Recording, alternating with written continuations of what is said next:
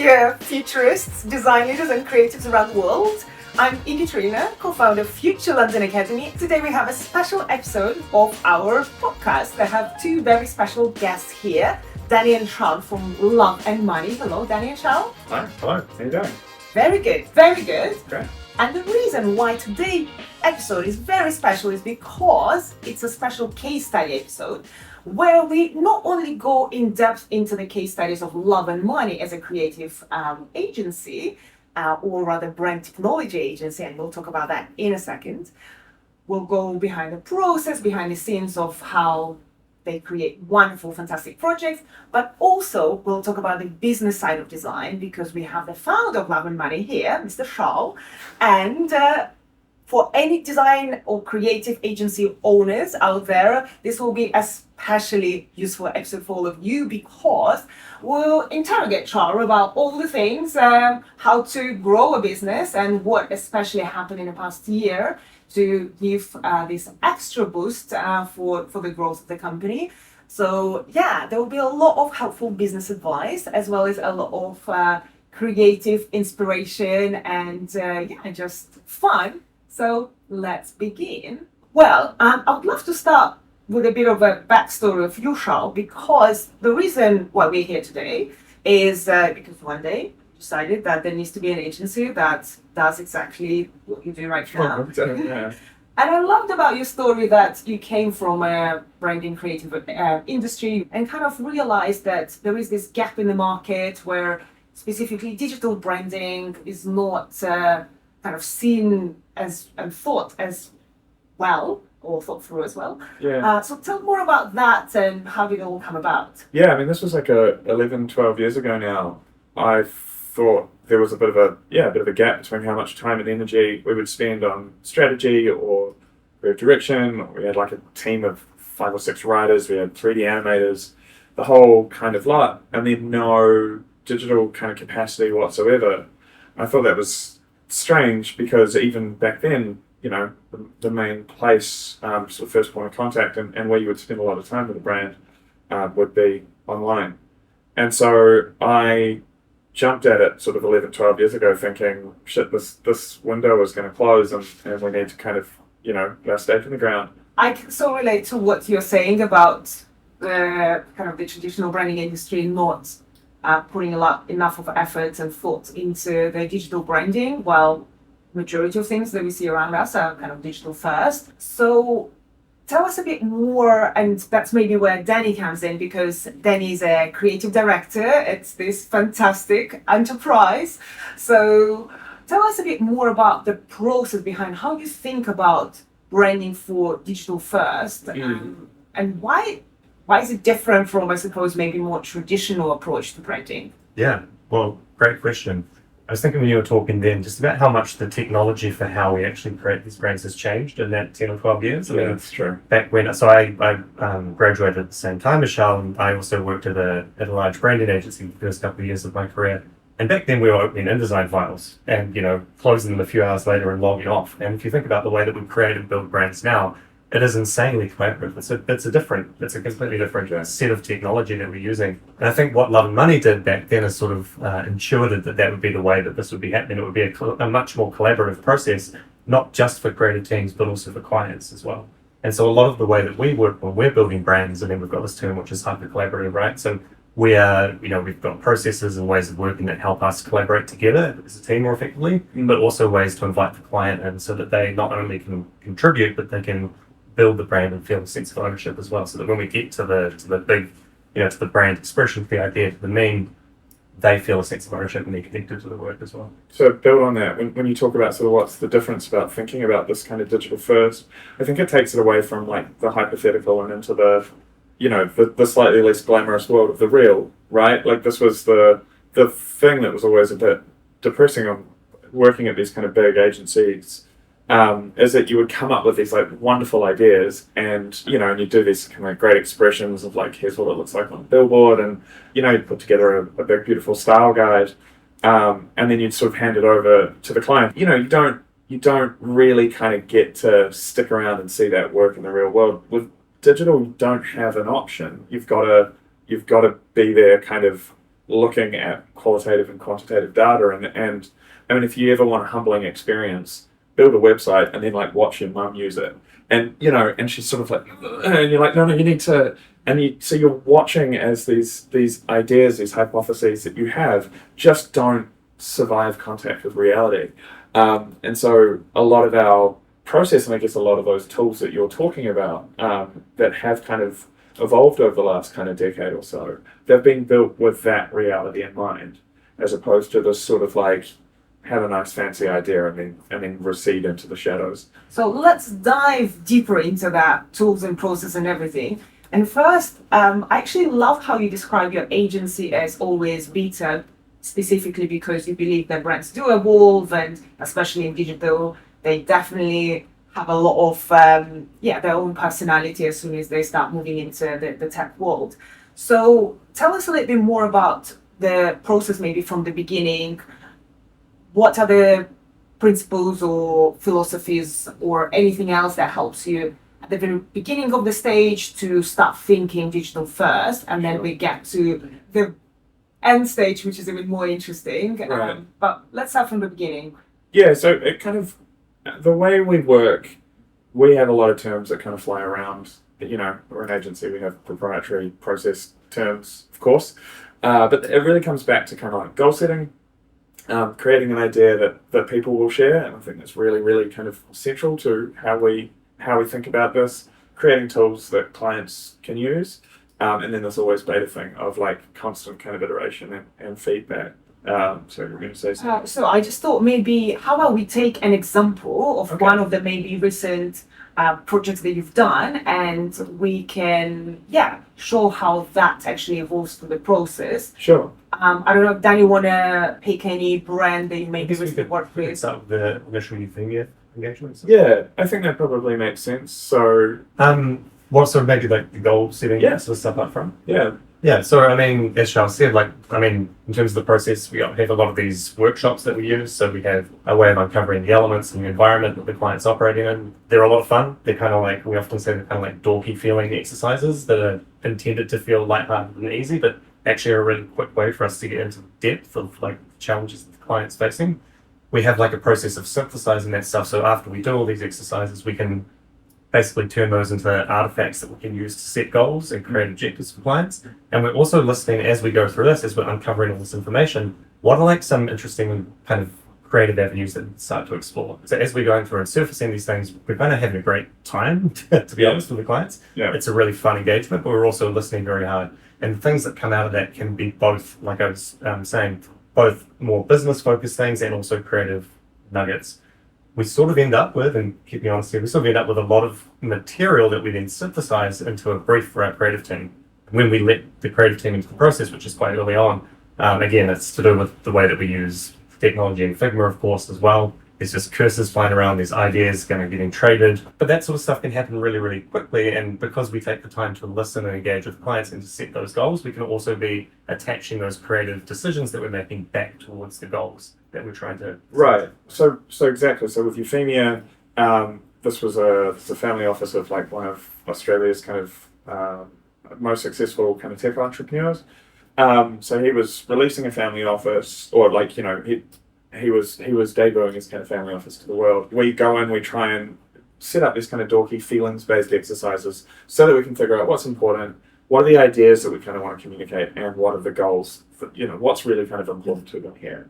And we understood that the thing that they want to ultimately do is figure out how to create, you know, this environment for how to better the environment for tomorrow's kind of for the Australian entrepreneur of tomorrow, I guess, right? What they really wanted to do was they wanted to almost treat the Australian kind of tech scene as a startup. Yeah. So just to clarify, so I understood the read correctly. So you got this fantastic new company that has a business goal of bettering entrepreneurship in Australia. Is that correct? Yeah, they're essentially a family office. So they're like a VC fund, but their kind of goal is how do we create a more fertile environment, more diverse environment for Australians. Perfect. So you identified that during one of your workshops. It wasn't a specific phrase, let's say, or goal that they came with. You kind of discovered it. Yeah, they came to us the way that a lot of clients would come to, which is like, we kind of need a brand or like a website. Mm-hmm. What's that? How Yeah. much does that cost? You know, like, Yeah. or so many of these conversations start out this way, right? Sure. And so rather than going like, well, a website costs this much and it's Yeah. like, it requires all these things, and then them signing off on that, and then us having to do that come hell or high water, whether or not it was in service of their goals, we help them really kind of lock in on what are the goals, how would we track that, Mm-hmm. and then this stuff, we intentionally keep the back end of our projects quite vague, so that as we come kind of further into closer to the actual kind of deliverable of those different pieces of the puzzle, we can then go, cool, we've got roughly this amount of time, but here's the actual thing we need to do that's in service of your goal. Brilliant. So did you say there was one of the goals, or there was the goals, or did you identify like few goals like that? Yeah, typically it's sort of 3 to 5. Perfect. So let's take this one as an example. And you said you want it to be measurable. Therefore, so when you deliver something in terms of your creative work, you know if you delivered on the goal. So based on this goal, what kind of measures did you put in place? So like, what were you measuring? So we were measuring, we do like fidelity of our message is usually one that we'll do when we're releasing a brand. So we're looking for people to share our brand, right? Like, so some kind of like a press release or something like that.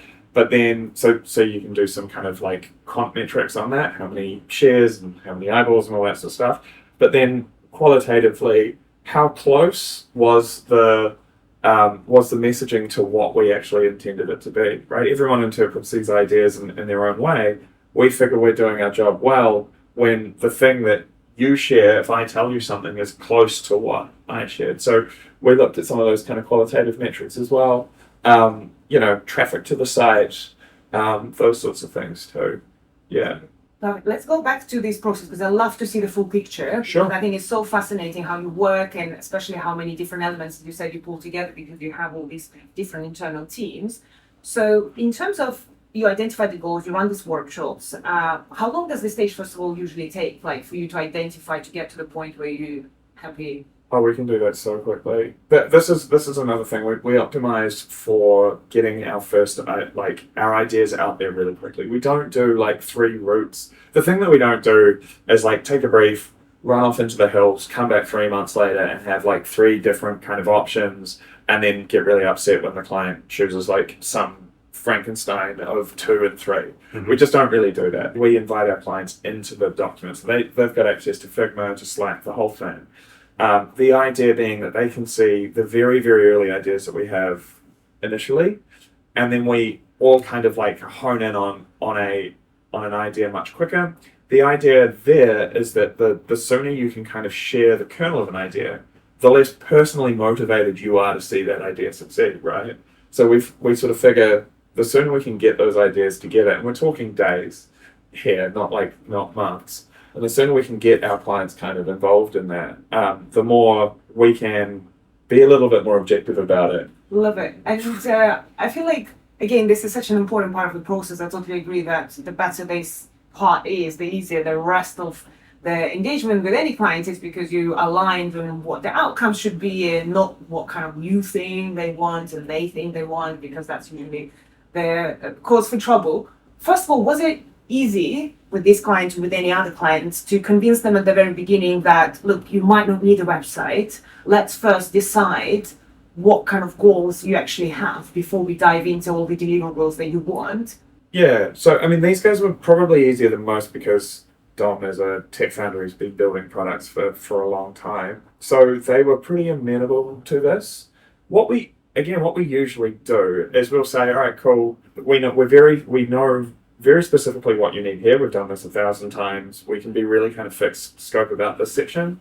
And then we know roughly that this is what you're thinking, and we've done this enough that we can ballpark the back end of this. So let's just say you want a website. We'll assume that a website is right, but we're not 100% sure. It's actually the part of this has been informed by product design methodology of Now Next Later, right? We know what we need to do right now. We're kind of sure-ish about this is probably going to happen next. And then in the later, we're like, hey, we know where, like, we've got a vision for where this wants to go. So if you can be particular about what you're doing right now, if you can have a vision of what you ultimately want to be doing, then your job is really to kind of turn that next bit, which is kind of loose and a bit fluffy, into jobs to be done right now. And so this is, I guess, where the always beta thing comes in, is that you can't just have a scope that sets and forgets and you go, cool, here it is. You've got to constantly be thinking about what are the goals. Now that we've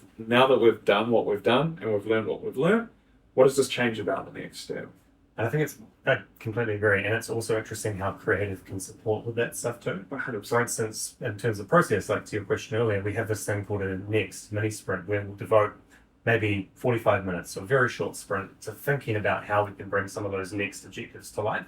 So they will be fuzzily defined, at this point, but we'll be going there and we'll be thinking, like, for example, for Euphemia, if it's about how can we make a more awesome startup community in Australia over the next 5 years.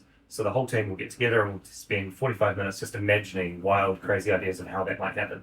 Most of those things probably won't get done, but they'll get us in that mindset of like thinking about what we could possibly do. And in fact, I think in the case of Euphemia, one of the poster campaign ideas, or the Warm Mural campaign came from one of those sessions. Yeah, that's so it. There's a real benefit to engaging creatively in this, like not just in the thing that's in front of you for now, but thinking about what could be next. And also a way of testing out the brand, the meaning, the idea, taking it for a spin. So we almost use it, as Denny says, we almost use it as a scoping device. We say like, hey, this is kind of what we're thinking. We can help our clients to visualize what the future might look like and use that as a way of kind of then building the scope out, which is like super powerful because then they can go, oh yeah, I sort of think that could be, we get them really excited about this stuff because we're articulating it for them. Yeah. I love it. And that kind of brings us to the most exciting part of the process, which is the toolkit. Right. So part of how you work, and when after you discover all these goals and develop all the incredible work, you also make sure that it actually can work on the client side.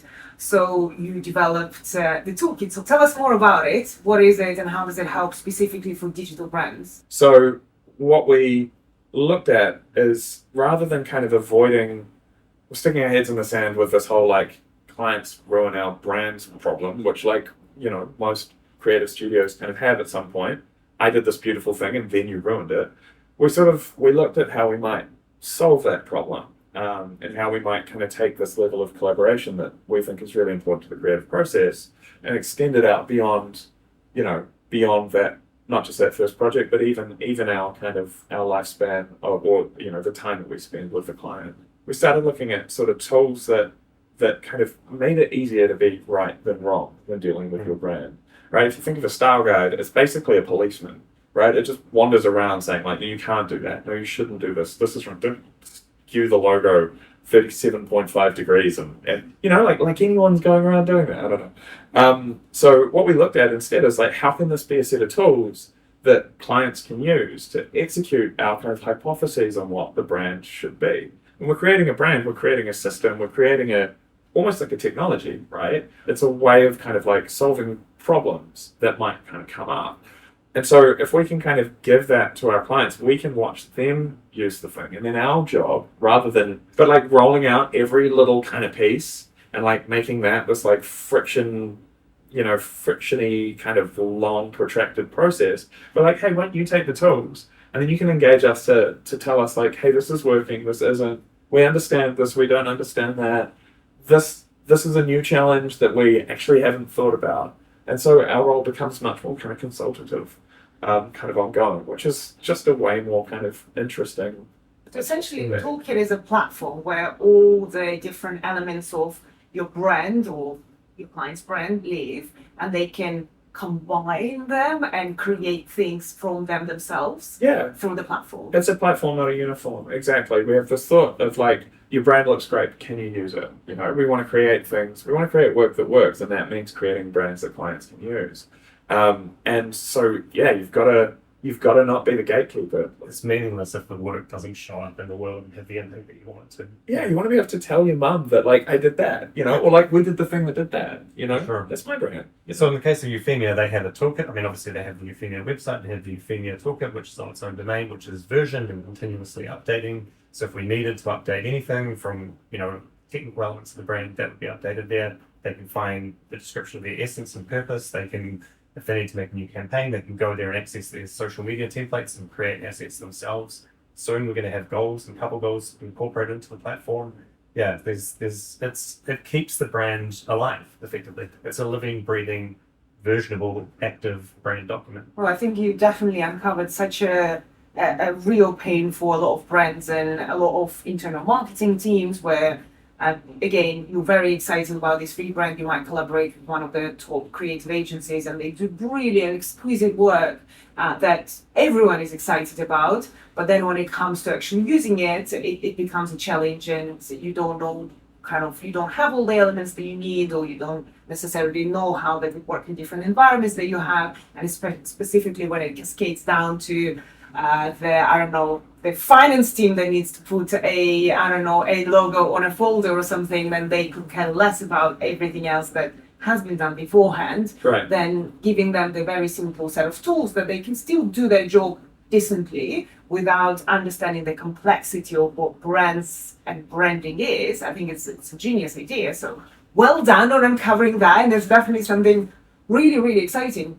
And kind of goes back to the conversation that I'm really excited about, which is the business goals that you have as an agency. And as far as I understand, this discovery and this tool actually helped your growth as well. So how did creating this tool affect how you work with clients? And actually, if we can start with a specific question, how does it work in terms of building that as part of your process and budgeting this as part of your process? Because yeah, it's all fantastic to update someone else's brand for years after, but it costs usually money and time for an agency. So that's why there's always like a gray area. Sure. Do you get a retainer and kind of try to have some sort of budget for it, or you do it all for free just because you love the client, you want them to come back? So how does it work for you as you're told love and money? Yeah.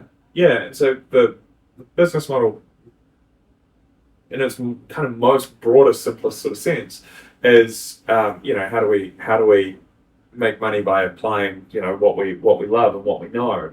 And so with Toolkit, what we look to do is make our way of delivering our product much more efficient, much cheaper, so that we can then turn around and like add some of that extra time that we've made up back into the project, right? We can look at like, cool, what can we do above and beyond for our client? How can we elevate whatever it is that we've done so that we can use that time and we can use that energy, but doing the stuff that we're really good at and that we really love doing, rather than, all that kind of like boring stuff that could be automated.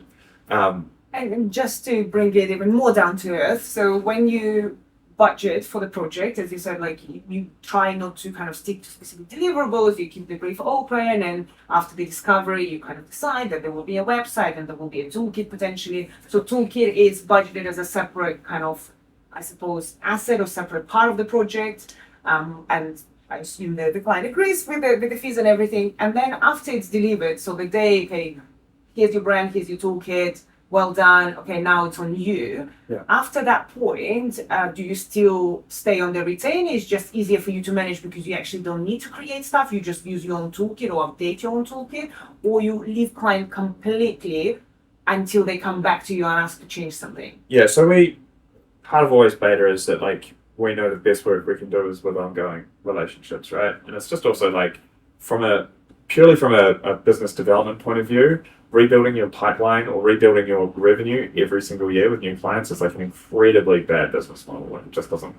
It's very, very, very, very hard. Gives you very, very little certainty. So we look for longer term relationships with our clients. We don't really believe in retainers. I think incentives are kind of everything, and there's a real misalignment with incentives when it comes to retainers. But we do look for ongoing kind of these ongoing relationships. Toolkit kind of becomes the basis for that, or that's very much the plan. The kind of the operating cost for Toolkit is really, really low. It doesn't have to cost a lot to, we sort of scale it depending on the size of the client. It's a bit of a different thing for a kind of a multinational brand than a 4-person startup.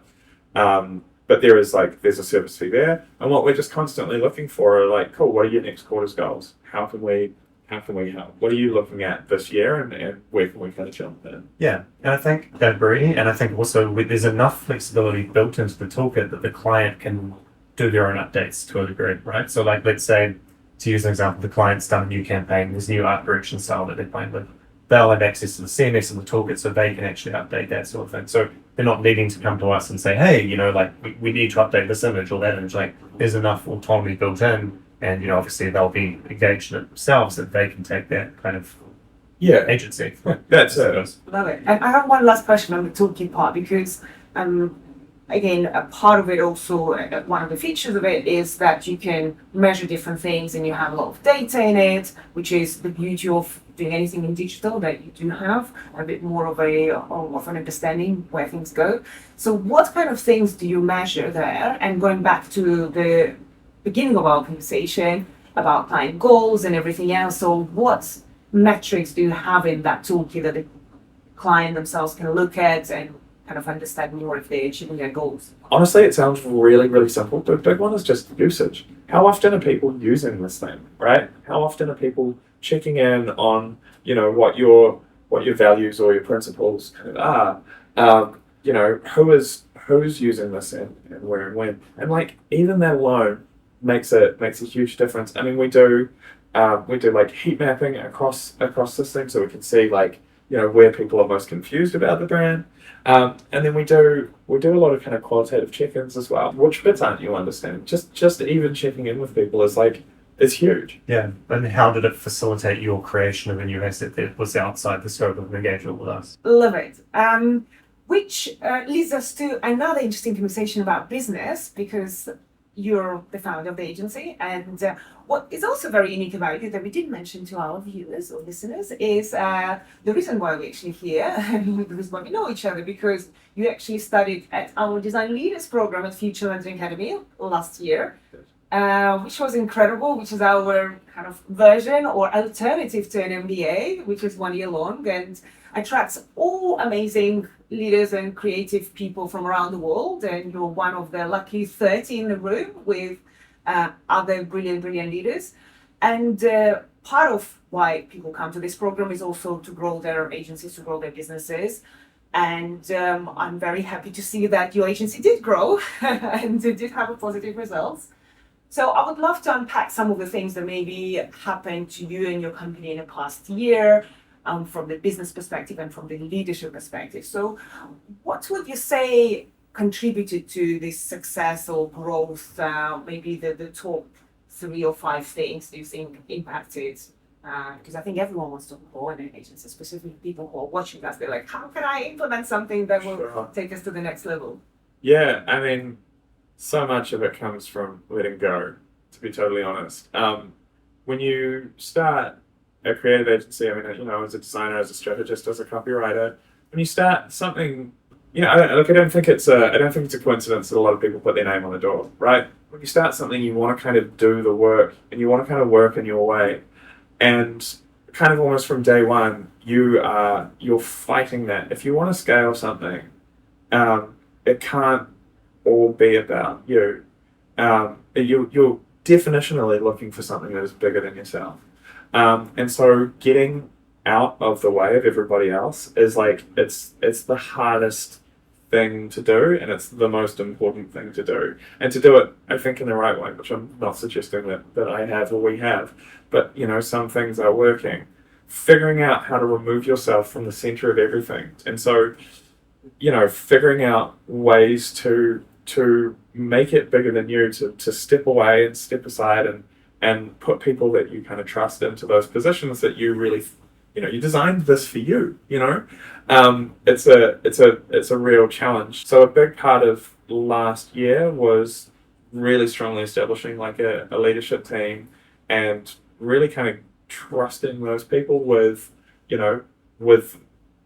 the control and the autonomy to kind of do that job in their way, giving that leadership team that ability to like make decisions that you don't necessarily agree with, and to not be in the middle of every detail and every conversation. And I have this deep need to get in and push people out of the way and just do stuff myself. It's a really, really exhausting trait and not a scalable one.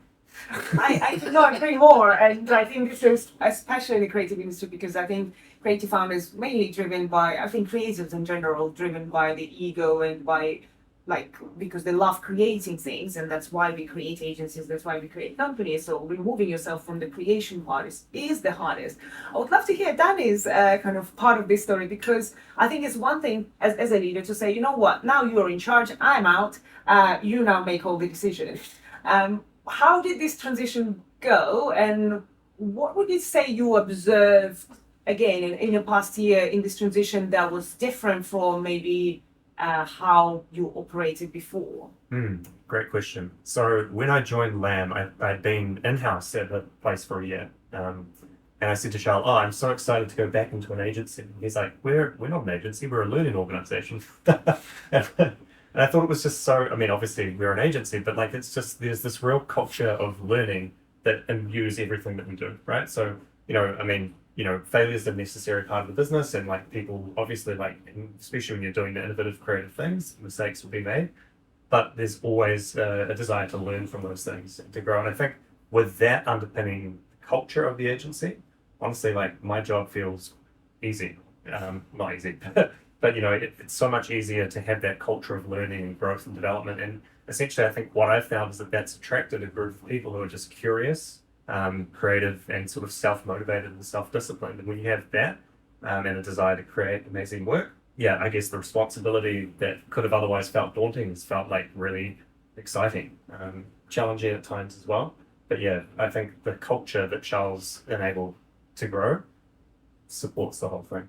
What I suppose didn't go as smooth in this transition, so whoever is planning to do it tomorrow, they're like, amazing idea, I'm starting my new life, I'm not going to go to the office tomorrow, my creative director now is in charge. So what would you warn them about? What kind of things you had to maybe course correct in this process, so again, someone else could be more prepared for this transition? I had to course correct everything. One of probably my favorite talk from the course, the wonderful course that you put on was Ajit Singh, and he said something along the lines of efficiency as a function of iteration. And I've been thinking about that a lot. OKRs, for instance, we've been trying to do, I've known that they're a good idea for a really long time, and we've kind of like tried to do grand designs, and you're like, cool, we'll do this, and then like they don't work, and you're like, why? And you realize it's because you need to, you can have the best process in the world, but you need to work with the specific people in a specific situation and the specifics of that situation in order to like mold it into the thing that works specifically for you. So what did we course correct? We course corrected everything. The difference, and this is where always beta comes from, the difference for us with like OKRs from the last year versus all the years before is that we stuck with them.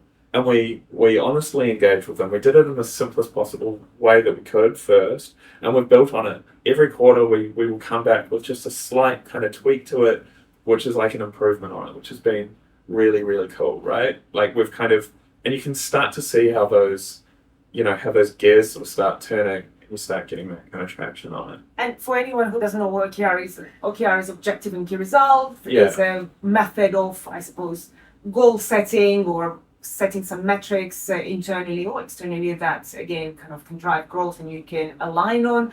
Can you give any examples? Because we also love OKRs, and literally you described the story that we had in terms of we kind of knew OKRs are a good idea for a very long time. It took us a while to actually decide to implement them and stick to them. And you always think like, oh, you're like, we're different. We're not like other companies. Other companies need OKRs, but we are like so amazing and we work in a completely different way that OKRs just don't apply. And then you hear, and that's, to be honest, my learning, because I learned a lot from the program myself, was when you hear enough people very successfully scaling things and they all like, no, this is how you do it. Like, you just have to do it. It just helps. Like, no matter how you look at it, it just helps. Yeah. And you're like, okay, maybe we should try. And then you start working more and more in it, and you're like, oh yeah, they actually were right. Why did it take us so long to actually do that? So in terms of your OKRs, can you give any examples of OKRs they use that specifically proved to be successful? We are achieving an OKR right now by giving this interview. That's true. Yeah. So one of our, I'll start this, the level that I operate them at, but like basically my team has 6 OKRs for this quarter to think about. One of those is geared around, getting our work out there and talking about the way that we work and sharing that with the world. And, this interview is really helpful for us to do that. And so as part of that, we're talking with you, we've been putting efforts into talking with other, blogs, kind of podcasts, finding other ways to get our content out there.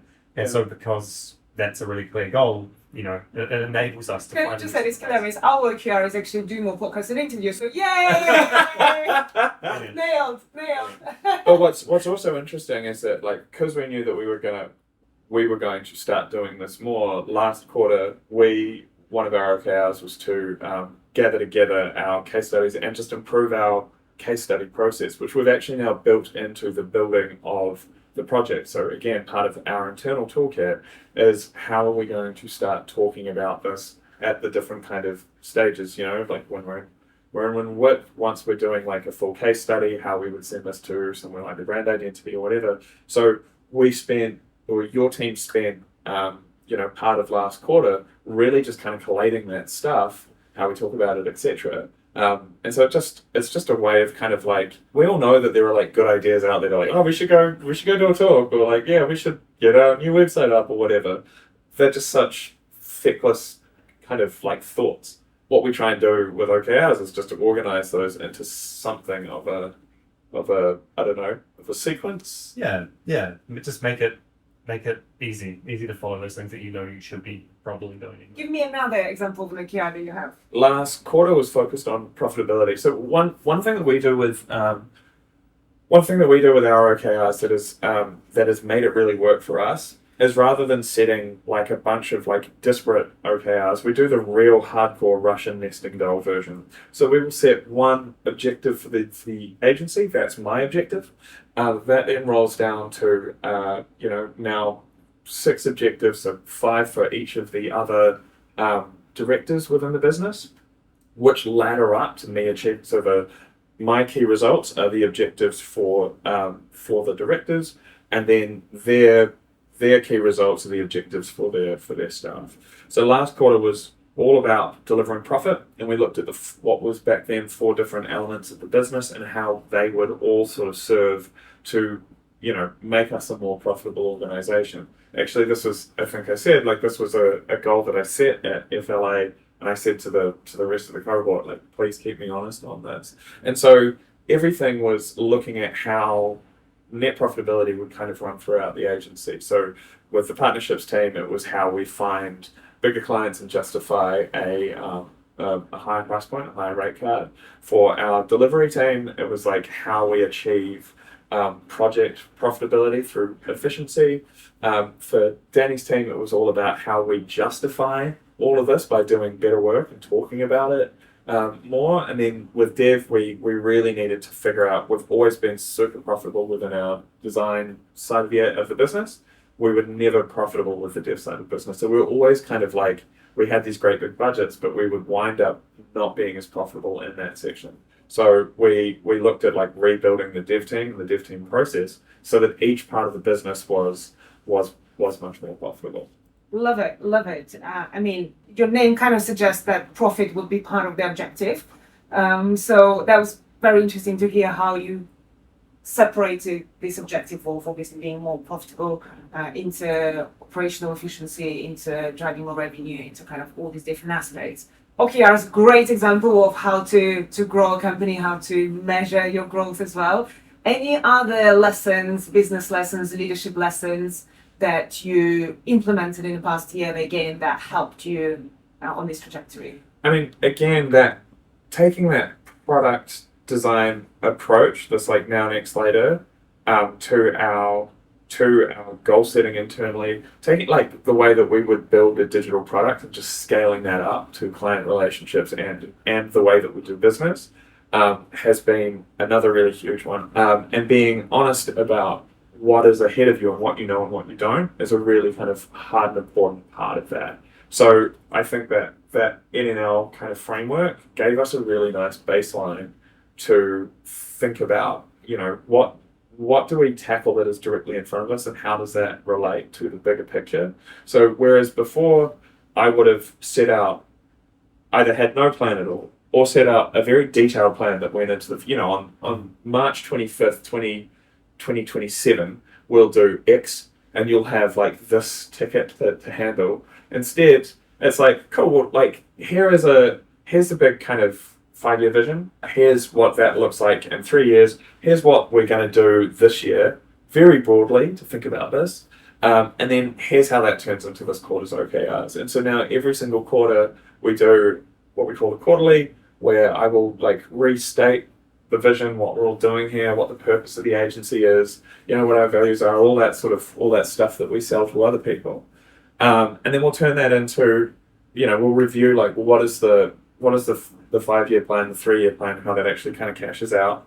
And what are we doing this year and what are the big steps? And then like, what did we do last quarter in service of that? And now what are we doing right now? How does this turn into your tomorrow if you're a designer? What is important to you if you don't have a specific job to be done in front of you and you're a developer? How can you help us achieve our goals? Yeah. I think all of that. Quarterly is a really important moment in the agency, and we've also done another sort of little addition to that where we do a thing called quarter whip, where we do a condensed version of that, where we actually open it up to public, basically. So obviously we're not giving away any data or anything that's sensitive, but we're sharing a little bit about how we're thinking about these things. So we'll talk about the fact that, hey, we're doing OKRs. These are some of the things that we're thinking about. This is some of the work that resulted from that. And our hope with that is, again, to continue to engage with, the community that surrounds LAM, but also just as a way of like hearing from them. Like, what can we learn about how does this make sense to other designers? Which parts are interesting? Which parts of the work is resonating? It's just a really good chance to build a community around that while also sharing some of those things. One more thing that I want to talk about in terms of the business that you already mentioned is culture. Sure. And it's especially a massive part of any creative business, creating the right culture. I would love to hear how did you approach culture. You already mentioned it's a big part of why the agency is successful. But culture means so many different things. Sure. And what do you mean by culture? And what can you give any specific examples of this manifestation of this culture? And again, how does this help? Yeah, there's so many thoughts on this. Peter Drucker has that quote, which, MBA type dudes will walk around saying, which is a culture eats strategy for breakfast. And as with basically everything he said, I think he was right. You can have all the best ideas in the world, but like, if people don't want to do them, like, it's just, people are so hard. They're so hard to convince to do things the exact way that you want, right? And so you've got to give them the space to do something like the thing that you want to do, right? Again, give them your objectives. And then like allow for that to kind of happen. So we've spent so much time thinking about creating an environment that, allows people to create, right? That is a huge part of it. As Danny says, we think of ourselves as a learning organization. I sure as hell don't have all the answers. I would, any smart idea I have is just from a book I've read or a course I've done or something like that, and it's just us trying to kind of apply that. So there's no kind of like top down, here's how you do what we do, or like you have to rely on these 4 great fucking minds to do it and everybody else is just in service of that. It is very much we're all kind of here to learn type culture. I guess like an interesting part of our culture, I think, and what we're trying to create beyond the learning organization and all that sort of stuff is, again, going back to the name, love and money, and how we integrate those two things to allow us to do more of what we want to do, and how to like provide value to the world. And so an interesting kind of part of our culture is how we have honest conversations around money, around the business side of things, around, how what we are doing is essentially trying to create a space to create. And that, money is a big part of the engine that kind of drives that. Growth is a big part of the engine that drives that. If our business isn't profitable, we can't hire the people that we want to hire. We can't pay people the money that they need to be paid. We're constantly freaked out about like finding work, so we'll take on jobs that suck and then everybody hates their lives. So, bringing our employees into that conversation, being really honest, really transparent about it, I think hopefully helps to kind of work through some of those issues and create a culture where people understand the business decisions that I'm making or that we're making, and hopefully kind of aligning them to the goals and, again, the objectives that we have. I think that's right. And I think it's also worth mentioning that a lot of that stuff is also sort of formalized with ritual's the wrong word, but like we have every Friday at the end of the day, there's an hour-long song lecture. It's a talk where someone will maybe talk about money or spend time explaining what it would mean to invest certain types of equities or just financial literacy. Another one might be about like flag design or, why user testing is important. But there's this culture of just learning and curiosity, and that's sort of formalized within key checkpoints, I suppose, of the business. Yeah. And I think if you have that environment and you have curious people, then your culture flows basically as a result of those two things coming together. Yeah, I think humans, that like we're always on the lookout for things that just don't quite match up, right? We hate cognitive dissonance. We hate it when we're told one thing and we feel like it's another way. And so like our way of kind of trying to deal with that is being as honest as we can about everything and using every tool that's kind of available to us that's in the kind of service of our goals. So yeah, like the financial literacy for everybody, or getting the finance department to share what it is that they do and why it is that they do it, getting our designers to talk about like maybe what money means to them or what their goals are. It's just it kind of demystifies a fair amount of it, and it stops those kind of like, I think, those back channel conversations, or just like that feeling of like what's actually kind of going on here. And I think that just allows, again, people to just kind of get on and do the thing that they are good at doing, right?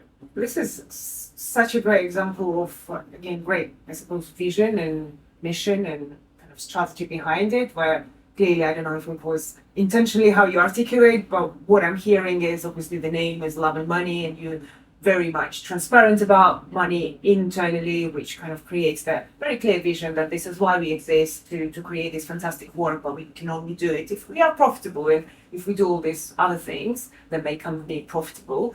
And the clear communication around it creates a great culture, which therefore informs the strategy and the processes within. So it's kind of quite nice to see how this one idea kind of cascades towards all the elements of the agency. Talking about other parts of running a creative company is obviously running teams and creating teams and everything around, I suppose, team management or motivation or inspiration and everything else. Again, are there any lessons, leadership-wise, team management-wise, that maybe you thought of last year or implemented that, again, you felt like it made a difference to how the company is run? I mean, again, we talked about failure before. We talk about failure a lot internally in the agency. We spend a fair amount of time trying to re-establish that with the team, right? That like failure is like a really important part of what it is that we're doing here. If we knew what we were doing, we wouldn't be doing anything new. We designed failure into the process here. If we had all of our goals, if we'd done everything the way that we had expected it, then we wouldn't have pushed ourselves hard enough, or we're not doing anything particularly interesting. And so it's being conscious of that at every kind of stage. Hey, like, that failure will be part of this, and that's okay. And yeah, particularly when you're largely remote, it's more important to over-communicate those kind of things. Yeah, in the recent team event, the creative lead and the design lead ran a workshop that was explicitly talking about mutual health, and I suppose in lots of ways helped people, feel okay to fail, right? Like saying, hey, all of us as creatives have these kind of thoughts or self-doubts, or like, worry about our abilities and our output at times, and it's completely normal and natural. And I think for the team to hear that from people, in the business, that's really powerful, and that helps with that vulnerability and helps create, a real environment where it is okay to fail, because you can be honest, you can be vulnerable, you can be open. I think as well on that, like, it's important to say that what we're trying to achieve here is a level of trust and accountability, right? So allowing people to fail and normalizing that, making that okay, means that you can also hold them accountable to the things that, again, those type 2 things that they should be able to do, or those things that they say that they're going to do. So we've grown a lot during COVID. So I think we're 3 people when COVID hit. We've grown to nearly 30 now. Most of that has been done kind of remotely. Now we're international, so we're all over the world. There's just no chance that you can double check on how much people are working or whatever. You've got to trust them. The only way that we can really do that is we can ask them to tell us what they're going to do and hold them accountable to what it is that they say that they're going to do. And so building failure, building that kind of security or that safety into it is a really important component of that, because otherwise you're just having people telling them to do this, do this, do this, and it just it doesn't work. It's not how we're built, Love it. I totally agree with you in terms of giving freedom and responsibility, and I think everyone very well documented in Netflix's book about freedom and responsibility, but in general, I think that's the principle majority of fast-growing companies now kind of talk about, and accountability and kind of giving that flexibility to people. But then, when they have an OKRs or anything else that gives people alignment, but also gives people accountability to the work that they do. And part of all of this is also great leadership. And you already spoke about removing yourself as part of the new type of leadership, new approach to leadership that you're taking. Anything else in terms of leadership, and we talk about specifically design leadership, anything else that you learned or you changed within how you lead, or maybe that you noticed anything in Charl in terms of how you show up, how do you think about leadership? When I think about the thing that I've really noticed in the last year with you is just an implicit sense of trust that that I feel like you work very hard to provide your team with, which I think is one of the most powerful things that you can receive from any leader, right? Just the knowledge that, hey, this person knows that you have this skill set or ability and desire to do the work, and the sense of trust kind of underpins a lot. I think it really it's what you build everything from, the sense of trust, and it goes both ways, of course. Yeah. Is that something that? How does that land? Does that feel like something that you've? Yeah, totally. I mean, again, like I'm a recovering perfectionist, and used to want to do everything myself, or didn't want to, but I felt like I kind of had to, probably because I didn't trust others, I didn't trust myself well enough to do it. Ego plays like a big role in that, right? I think it's like a Benjamin Franklin quote that you can achieve whatever you want so long as you don't mind who takes the credit. I think that's kind of true, right? Like you just can't do everything. So you're not building a business if you're doing everything yourself. Seth Godin has this like nice distinction between an entrepreneur and a freelancer, right? It was like, if you're doing the work yourself, it doesn't matter how big you get. If it's all about you, you're just a freelancer with some helpers. Jim Collins talks about it a lot as well, the genius with 1,000 helpers. And like, I don't know, if what we're creating is a place for people to create, if what we're creating is something bigger than whatever it is I can do on a laptop in a cafe or whatever, then like, again, it's not about me. The interesting thing is to see like, can we give birth to something that is like, that doesn't require us peddling it to kind of move forward.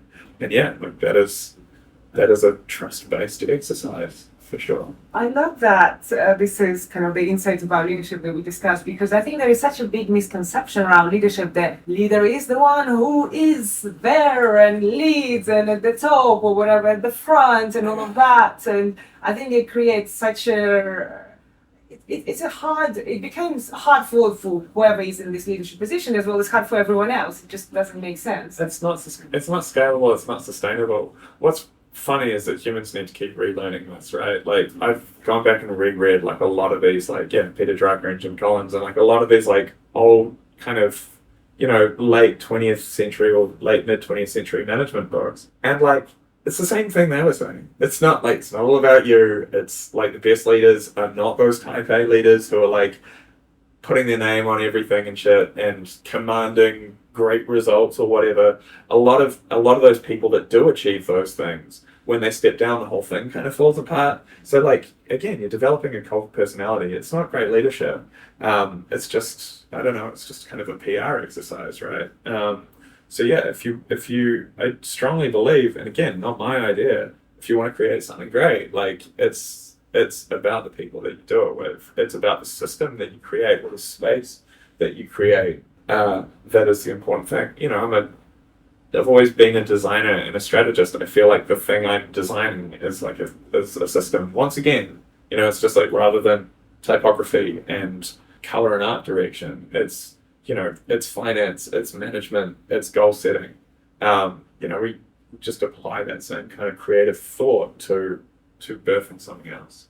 You will still noodle on a little glyph every now and then. Yeah. If required. But that's it, yeah. Very occasionally. I will sometimes, the joke is that I will only do graphic design when my client is watching now. Like in the middle of a meeting, I'll be like, it's become a bit of a joy for me now. It's like a performance. It's a magic trick. Yeah, it is a magic trick.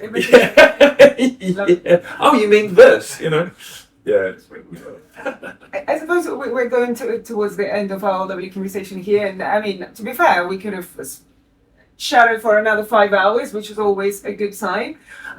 And I love also that you shared all these metrics and your successes with the cohort, because again, you guys like just bonded so well in the past year, and it's so joyful for me to see how when you send the link in the chat, everyone is obviously cheering to your successes and everything. So I would love to ask a random question about the cohort in the last year. Any fun memory?